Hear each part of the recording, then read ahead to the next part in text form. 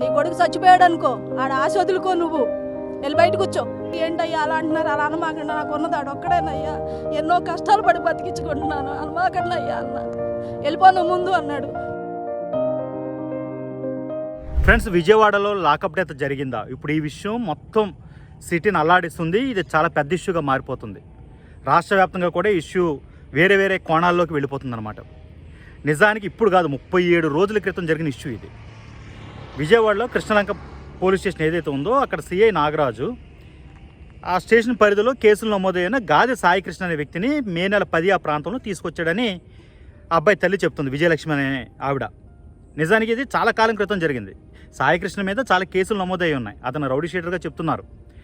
అతను మార్కాపురం వెళ్ళిపోయాడు నిజానికి. కానీ మార్కాపురం నుంచి పట్టుకుని వచ్చారు, విజయవాడ కృష్ణలంక పోలీస్ స్టేషన్లో పెట్టి అతనిపై లాఠీచార్జ్ లాంటివి చేశారు, లాకప్ డెత్ చేశారు అనేది తల్లిదండ్రులు, ముఖ్యంగా తల్లి చేస్తున్నటువంటి కామెంట్ అనమాట. ఆ బంధువులు వీళ్ళందరూ కూడా అక్కడికి వచ్చి తర్వాత ఆ అబ్బాయి ఏమైపోయాడో తెలియదు. అప్పటి నుంచి కూడా వాళ్ళు వెతుకుతున్నారు. అది ఏమైపోయాడు మా బిడ్డ అని అడిగితే, మీ బిడ్డ చచ్చిపోయినట్టే, ఇక మీకు లేనట్టే అని నాతో ఆ పోలీసులు చెప్పారని తల్లి చెప్తుందనమాట. నాకు ఒకే ఒక కొడుకు గాదే సాయికృష్ణ అండి. గత 9వ తారీఖున, పోయిన నెల 9వ తారీఖున కృష్ణలంక స్టేషన్ నుంచి 2 కానిస్టేబుల్ మా ఇంటికి వచ్చారు. వచ్చి నా చేతిలో ఉన్న ఫోన్ తీసుకొని, నిన్ను కృష్ణలంక సీఏ గారు నాగరాజు గారు రమ్మన్నారని చెప్పి తీసుకొచ్చారు.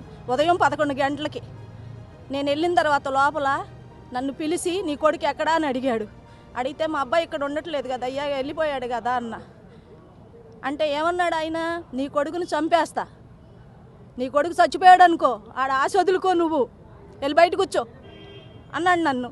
నాకు భయం వేసి, ఏంటయ్యా అలా అంటున్నారు? అలా అనమాకండి, నాకు ఉన్నది ఆడు ఒక్కడేనయ్యా, ఎన్నో కష్టాలు పడి బతికించుకుంటున్నాను, అనమాకండి అయ్యా అన్న. వెళ్ళిపోను ముందు అన్నాడు.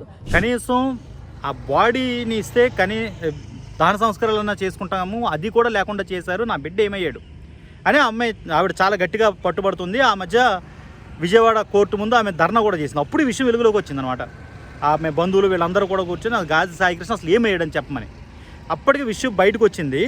ఇప్పుడు లేటెస్ట్గా ఏంటంటే హైకోర్టు పరిధిలోకి వెళ్ళిపోయింది. హైకోర్టు చాలా సీరియస్గా తీసుకున్న ఇష్యూని, ఒక వ్యక్తిని మాయం చేయడం ఏంటి, అతను ఉన్నాడా, చనిపోయాడా, ఎన్కౌంటర్ చేశారా, ముందు ఇమ్మీడియట్గా 29వ తారీఖున, ఈ నెల 29వ తారీఖున గాదె సాయికృష్ణకి సంబంధించిన అన్ని వివరాలు మా ముందు పెట్టండి, అతను మా ముందు ప్రజెంట్ చేయండి అంటే చాలా సీరియస్గా చెప్పింది.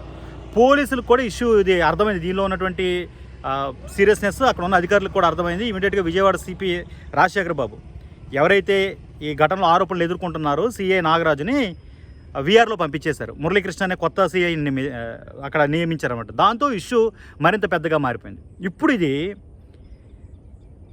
వేరే వేరే కోణాలకు వెళ్ళిపోయింది. పొలిటికల్ పార్టీల పరంగా ఇప్పుడు వైసీపీకి సంబంధించిన కీలకంగా వ్యవహరించే వెంకటరెడ్డి మాట్లాడుతూ, కారుమూరి వెంకటరెడ్డి మాట్లాడుతూ, ఇది ఖచ్చితంగా లాకప్ డెత్ జరిగింది, ఒక మనిషిని అన్యాయంగా మాయం చేస్తారు, లాకప్ డెత్ చేస్తారా, ఎన్కౌంటర్ చేస్తారు, ముందు విషయం బయటపెట్టారు. అతని మీద కేసులు ఉంటే ఉండొచ్చు కాక, ముందు వ్యక్తి ప్రాణం ముఖ్యంగా కాబట్టి ఏం జరిగింది, దీంట్లో గవర్నమెంట్ పాత్ర ఖచ్చితంగా ఉంది, ఇమ్మీడియట్గా గవర్నమెంట్ దీనిపై స్పందించాలి. ఇలాగ మాయమైపోయిన వాళ్ళు ఎంతమంది ఉన్నారు ఈ 2 ఏళ్లలో అంటూ దీన్ని పొలిటికల్గా టర్న్ చేసే ప్రయత్నం చేస్తారు. ఇది ఇక్కడతో ఆగట్లేదు.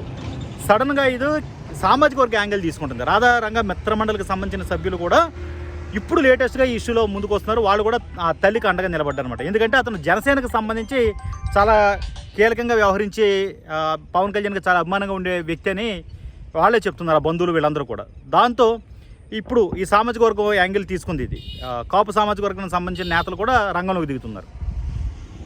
ఇందులో ఇప్పుడు ఇంకొక కోణం ఏంటంటే పవన్ కళ్యాణ్ చుట్టుకుంటుంది. ఇది పవన్ కళ్యాణ్ దీనిపై స్పందించాలి.